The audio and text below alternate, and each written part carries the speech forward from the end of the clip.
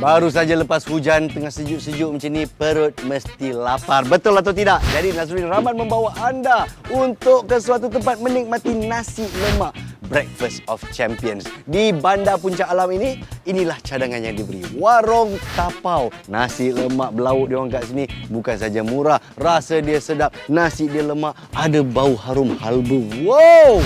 Cakap berapi. Jom kita rasa sedap atau tidak.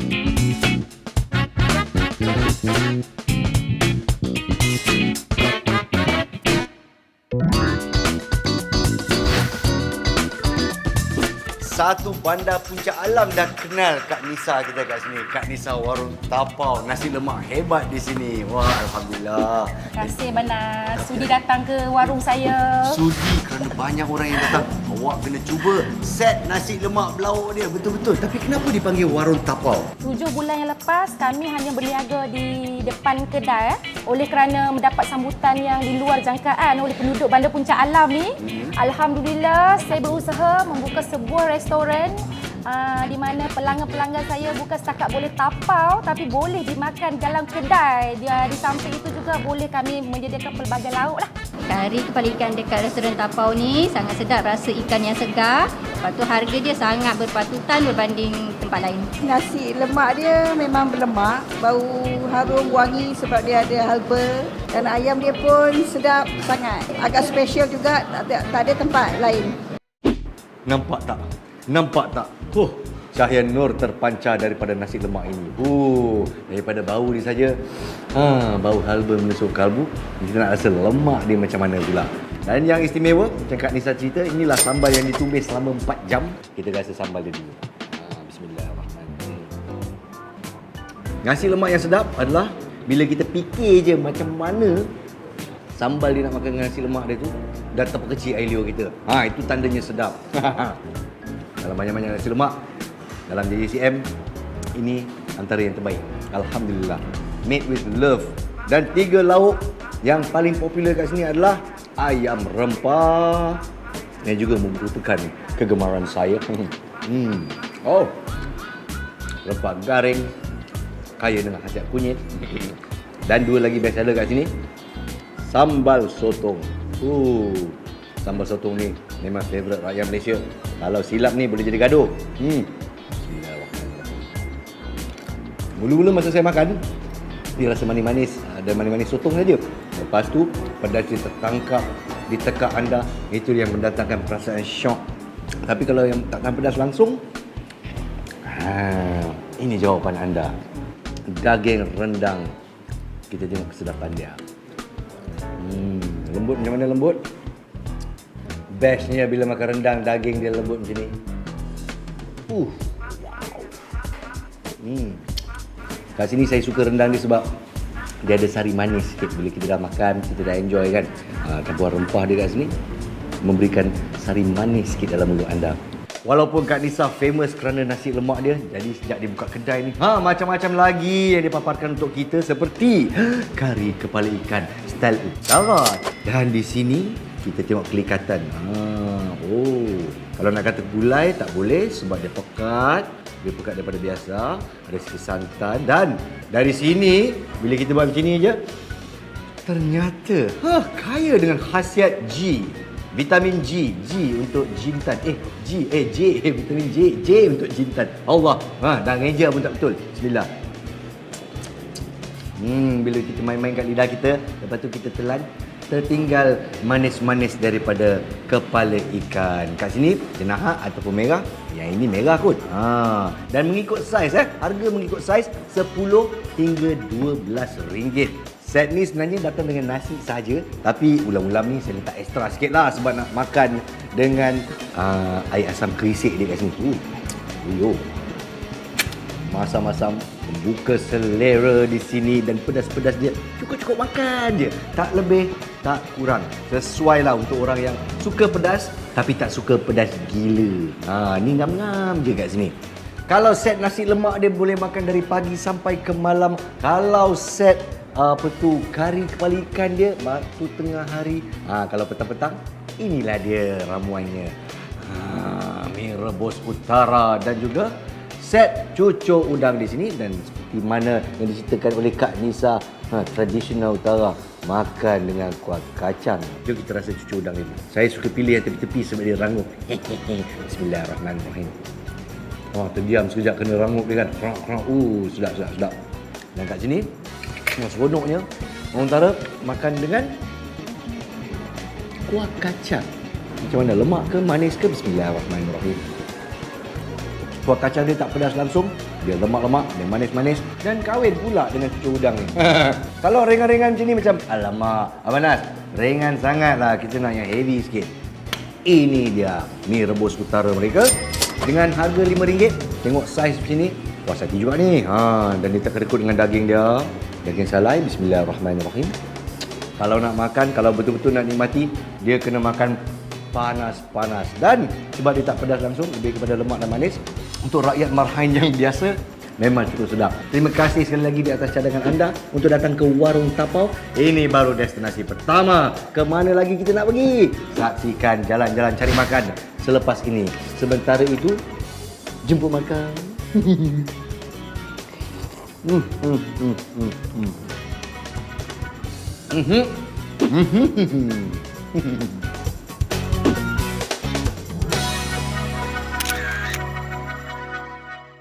I suka letak the sambal kat dalam demi kolo. So dia bila dia combine dia memang meletup macam tu.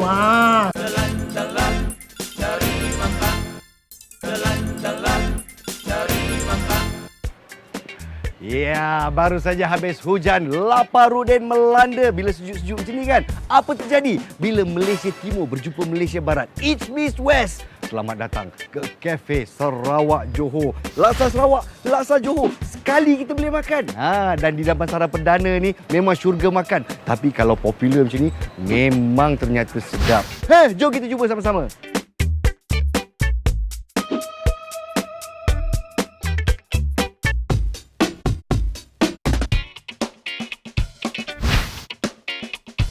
Cafe Sarawak mula wujud di Ampang dan cawangan yang kedua dibawa oleh Datuk Sulaiman kita. Tapi dia ada buat penambahan. Jadi kat sini apa konsep dia bawa? Konsep kat sini kita lebih ketengahkan kepada 3 prinsipal dia lah. Yang pertama dia cakap apa ni, delicious, sedap kan? Sedap. Sedap. Yang kedua affordable. Yang ketiga kita berdasarkan kepada komuniti. I suka letak the sambal kat dalam demi kolo. So yang sambal ni ada kicap dengan cili and they just mix it together. Dan juga ni asam pedas yang sangat autentik. Very typical Johorian punya style. So dia bila dia combine dia memang meletup macam tu. Kita akan mulakan dengan peperangan laksa. Yes, laksa challenge sebab dia Cafe Sarawak Johor kan. Jadi ada laksa Sarawak di sini dengan resepinya tersendiri dan juga laksa Johor. Mana satu nak mula dulu? Kita mulakan dengan laksa Johor dululah. Dan di sini kita gunakan jari jemari kita. Saya tahu, kenapa Abang Nas makan laksa Johor dengan jari ni? Saya bukan orang Johor, tapi saya difahamkan orang Johor memang akan makan dengan jari kat sini. Customer kat sini pun dia akan buka langkah. Dia makan dengan jari. Baru puas hati kata orang Johor. Okey, bismillahirrahmanirrahim. Macam kita pergi kenduri orang Johor atau bila kita nak beraya kat rumah orang Johor, macam inilah rasa mak dia orang masak. Oh, sedap. Tergaul cukup rasa. Kalau tak cukup sambal dia, minta lagi. Diorang ni memang baik hati bila cerita pasal sambal. Minta saja. Minta. Bismillahirrahmanirrahim. Bila dah kena rempah dia cukup rasa dengan manis ikan parang dia. Lepas tu, kena pula masam limau. Alamak. Sadap. Percaya tak, mula-mula saya belajar minum teh 3 lapis sebenarnya kat Pantai Timur. Kat Sarawak pun memang popular, diorang memang suka teh 3 lapis ni. Jadi kat Sarawak saya tak tahulah rasa dia lain atau tidak. Mungkin gula nyok dia lain sikit. Tapi kat sini tetap sama, Klang Valley. Antara minuman kegemaran saya, kita letak tepi untuk menikmati laksa Sarawak pula. Jadi sup untuk laksa Sarawak ni, dia tekankan permainan belacan dan santan. Bismillah. Dalam banyak-banyak laksa Sarawak yang saya dah rasa, kelikatan paste dia bergantung kepada mana anda makan lah. Ada yang lebih pekat, ada yang lebih cair. Kat sini, dia cair sikit daripada apa yang saya pernah atau biasa rasa. Dan masing-masing dia pun, masing daripada geragau dia, masing daripada belacan dia pun sekata je, relax je. Jangan lupa bila kita campur sambal belacan dia, campur secara sekata. Kalau tak sekata nanti ada part-part dia yang masin lebih pula, ada yang kurang pula. Tak best pengalaman makan kita. Bau belacan dia pun dah menaikkan semangat makan kita, tahu tidak? Bismillahirrahmanirrahim. Bila kita dapat laksa Sarawak yang resipi dia sedap, berita macam ni kita kena wawarkan. Terutama mereka yang minat laksa Sarawak. Boleh bayangkan tak, masin daripada belacan, lemak daripada santan dan masam daripada limau. Gabungan tiga rasa dia gabung. Jadi cinta dalam mulut kita. Baiklah, kita teruskan pusingan seterusnya. Johor menentang Sarawak di Cafe Sarawak Johor. Dan kita cuba dua lagi best seller di sini, iaitu masak asam pedas style Johor di sini. Kita tengok pun kita sudah takut. Merah menyala. Bau cabai dia dari sini. Saya dah takut. Siapa menjadi lawannya? Mi Kolok Sarawak. Jadi kat sini saya nak cuba yang pedas dululah. Kita lihat percubaan daripada pasukan Johor. Cewa. Kalau kita cakap pasal masak asam ni, seperti biasa yang dah biasa, masak asam Johor dengan masak asam Melaka dia ada perbezaan dia. Jadi kat sini dia gunakan ikan pari. Ikan pari kita letak kat sini sikit. Mari kita rasa kuah dia dulu. Begitu saja. Bismillahirrahmanirrahim. Pedas bijak, pedas ladi hitam pun ada bercampur dengan cili sekali. Itulah dia keistimewaan masak asam pedas Johor. Dia guna ladi hitam. Orang Melaka kalau nak masam-masam tu, dia tak guna sekeping, dia guna daun limau. Dan bila kita makan masak asam pedas dengan panas-panas, pedas-pedas ni dengan nasi putih, begitu saja nikmat dia. Kita redakan kepedasan masak asam pedas Johor tadi dengan air amrah atau kedondong asam boy. Dan bila masam-masam dapat kat mulut ni, mengecik-ngecik semula air liur kita dan terbuka selera untuk merasa resepi mi kolo atau kolo mi yang popular di Sarawak. Dia ada dua versi kat sini. Dia ada daging cincang ataupun ayam. Tapi apa yang sekata dan setara, sup dia. Bismillah. Nice and clear soup. Pasal orang Sarawak suka makan ni kot, sebab very refreshing.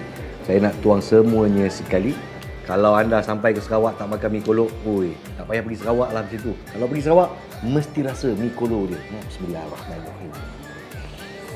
Jadi kat dalam ni ada juga dia letak resipi sikit lada putih dan sebagainya. Lada putih pun sempoi-sempoi je. Lepas tu apa yang ketara juga adalah rasa daging dia sini.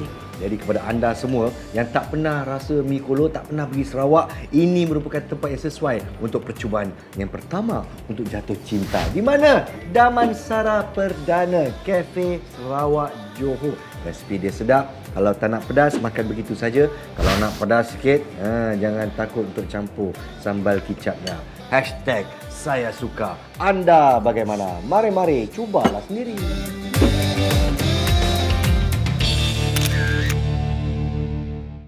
Baked crab kat sini memang sangat sedap lah kat Coliseum. Wagyu steak di sini sedap sebab dia lembut dan juicy. Dia rasa dengan ayam tu memang perfect lah.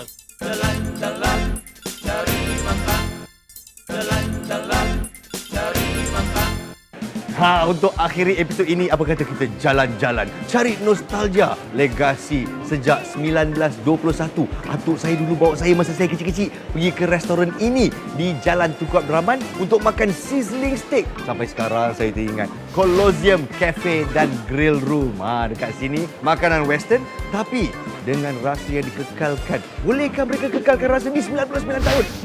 Nazrul Rahman akan cuba untuk anda semua. #nostalgia.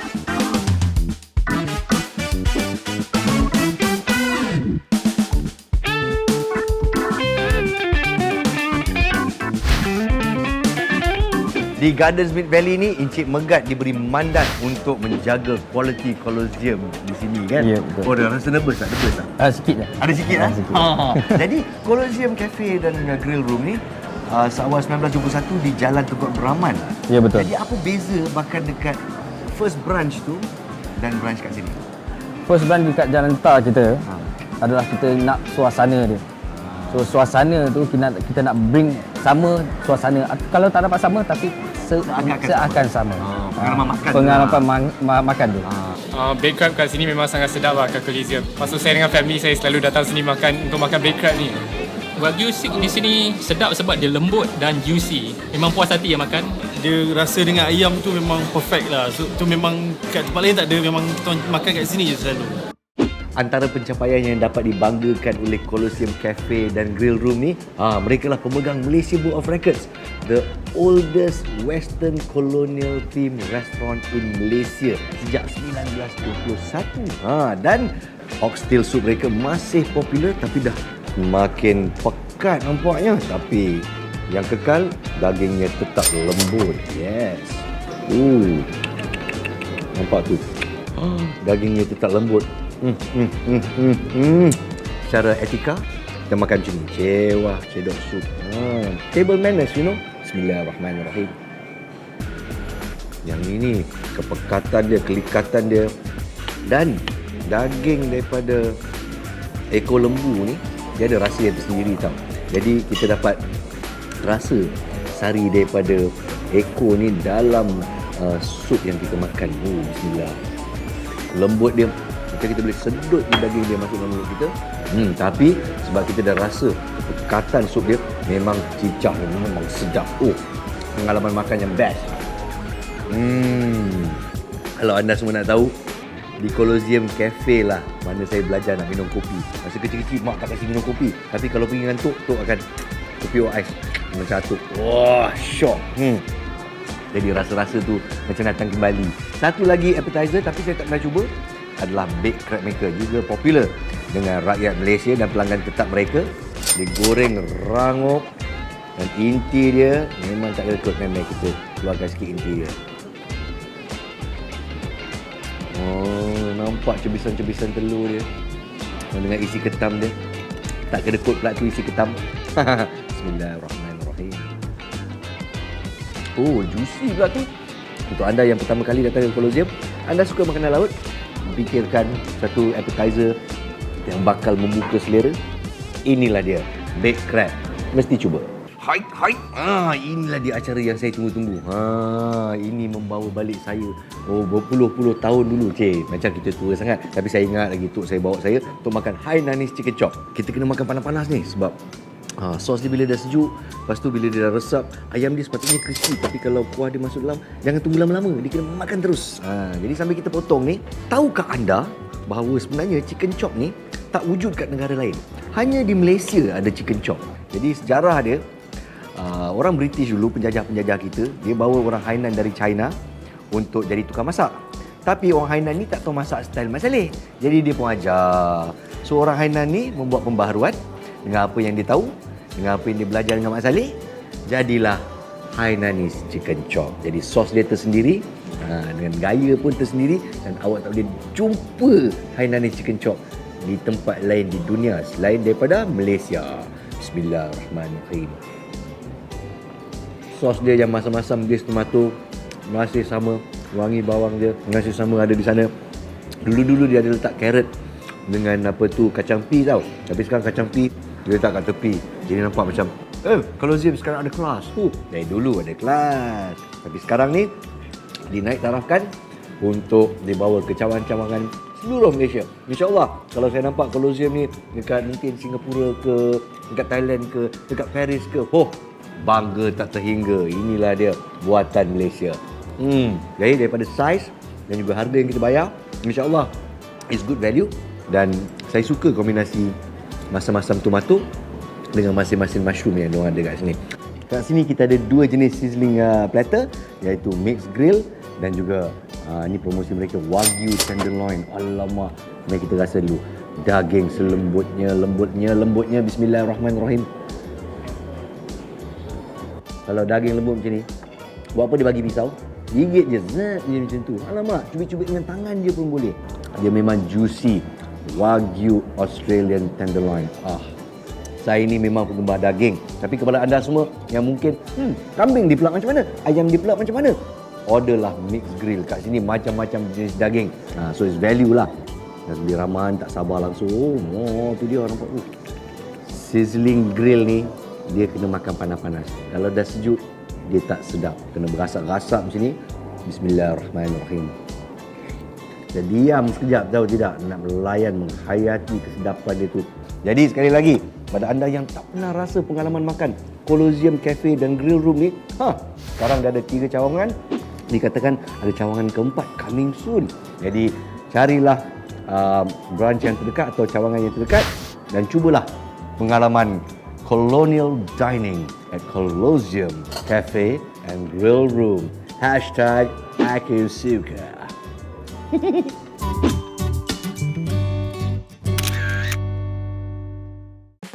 Kita mulakan dengan laksa Johor kat sini.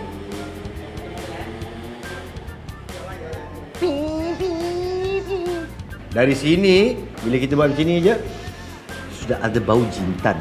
Bismillahirrahmanirrahim. Saya baik tak terjatuh benda ni. Hey. 3 ciri ni bergabung menjadikan laksa Johor yang